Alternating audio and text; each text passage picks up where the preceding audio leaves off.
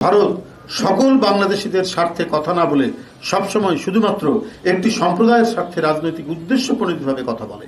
ভারতের এই আচরণ ভারতকে সার্বজনীন না করে একটি নির্দিষ্ট সম্প্রদায়ের পক্ষাবলম্বী করেছে। ভারতের এসবের আচরণ এদেশের সাধারণ মানুষ মেনে নেয়নি। এদেশের মানুষ কঠিন সময়ে ধৈর্যের পরীক্ষা দিতে জানে। সুতরাং প্রতিরোধের দুর্ভেদ্য দেয়ালও গড়ে তুলতে পারে বাংলাদেশের মানুষ, গড়ে তুলবে বাংলাদেশের মানুষ।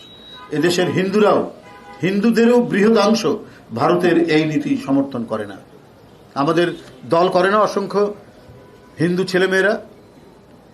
আজকে রমেশ দত্ত, আজকে অমলেন্দু দাস, অপু, আজকে সঞ্জয়, অসংখ্য নেতা যারা ছাত্র জীবন থেকে এই দল করে আসছে, তাদের শরীর দিয়ে কত রক্ত ঝরিয়েছে আওয়ামী লীগ, তারপরেও তারা এই দল থেকে সরে যায়নি। তরুণদের কত লোক তো এই দল করেছে, এখনো করছে।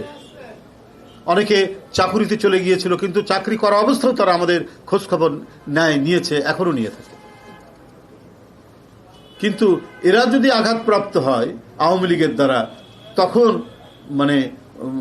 ভারতীয় যারা শাসক গোষ্ঠী রয়েছে তাদের হৃদয়ে কোনো করুণা আসে না। কারণ তাদের অপরাধ, তারা হচ্ছে বাংলাদেশে জাতীয়তাবাদী শক্তিকে সমর্থন করে।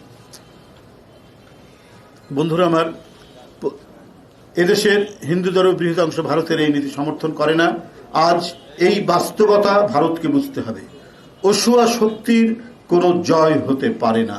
বিদ্বেষমূলক যে শক্তি, বিদ্বেষের শক্তির কখনো জয় হতে পারে না।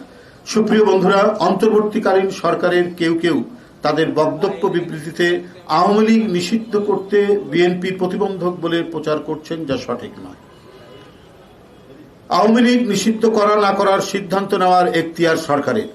বিএনপির উপর দায় চাপানো দুঃখজনক। পতিত আওয়ামী লীগ সরকার যখন জামাত নিষিদ্ধ করেছিল তখন আমরা প্রতিবাদ করেছি, বাংলাদেশ জাতীয়তাবাদী দল প্রতিবাদ করেছে। আমরা আশা করব অন্তর্বর্তী সরকারের পক্ষ থেকে প্রধান উপদেষ্টা সহ অন্যান্য উপদেষ্টারাও এমন কোনো বক্তব্য দেওয়া উচিত হবে না যাতে গণতান্ত্রিক শক্তি দুর্বল হয় বা আমাদের ঐক্যে ফাটল ধরে।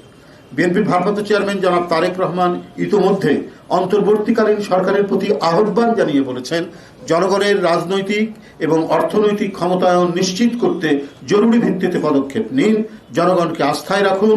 জনগণকে হাজারো ছাত্র জনতার রক্তের উপর স্বৈরাচার বিরোধী জাতীয় ঐক্য গড়ে উঠেছে। সরকারের কোনো কাজ কিংবা কথা যেন ছাত্র জনতার ঐক্যে ফাটল ধরার কারণ না হয়, সেই বিষয়ে সরকারকে বিচক্ষণতার পরিচয় দিতে হবে। বিএনপিকে যে অভিযোগের সবচেয়ে বেশি সমালোচিত হতে হয়েছে 21 আগস্ট গ্রেনেড হামলা মামলা, একটু আগে সেটা রায় হয়েছে। আপিল বিভাগ থেকে তারেক রহমান, মুখ্যমন্ত্রী বাবর সহ সবাইকে খালাস দেওয়া হয়েছে।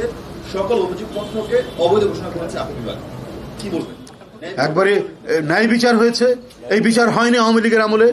কারণ তার বড় প্রমাণ হচ্ছে আওয়ামী লীগ একজন লোককে নিয়ে, কাহার আকান্তকে নিয়ে যেদিন তাকে তদন্তকারী অফিসার বানালো, সেদিনই বোঝা গেছে যে সরকারের অশুভ একটি মনোভাব রয়েছে। তারা যারা তারেক রহমানকে এবং বিএনপির অন্যান্য নেতৃবৃন্দকে জোর করে রাষ্ট্রশক্তি দিয়ে তারা সেটিকে করবে, কি বলে যে তাদের উপর তারা সাজা দিবে, শাস্তি দিবে, এটাই ছিল তাদের উদ্দেশ্য। আমি বলবো যে ন্যায় বিচার হয়েছে, যথার্থ বিচার। আমি মনে করি যে আপিল বিভাগ যথার্থ বিচার করেছেন, ন্যায় বিচার হয়েছে। এবং আমরা দীর্ঘদিন রাজনৈতিক সংগ্রাম এবং ন্যায় বিচারের জন্য যে সংগ্রাম করেছি তার কিছুটা হলেও আজকে প্রতিফলন হয়েছে। ধন্যবাদ।